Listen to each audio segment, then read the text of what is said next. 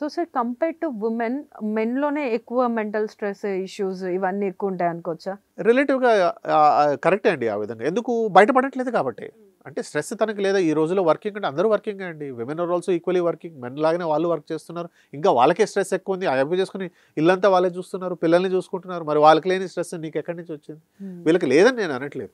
Mostly ఆ family భారం అంతా నా భుజాల పైనే ఉంది. ఫైనాన్షియల్ స్ట్రెస్ ఉంది. నేనే చూసుకోవాలి. అన్నిటికి నేనే బాధ్యుడిని అనేది అలా ఈ వీళ్ళు చిన్నగా ఉన్నప్పుడు వాళ్ళ నాన్నగారు మాట్లాడడం విన్నారు. వాళ్ళ తాతగారు మాట్లాడడం విన్నారు. So it is also subconscious memory అంటాం.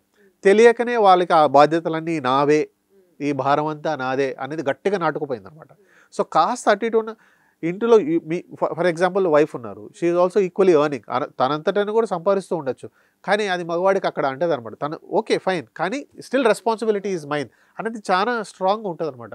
సో అది it's a very deep rooted trouble. అది మెల్లమెల్లగా మేబీ మేము ఇటువంటి మాట్లాడలు వచ్చే కొద్దిగా దాని నుంచి బయటపడాలి. It's very important.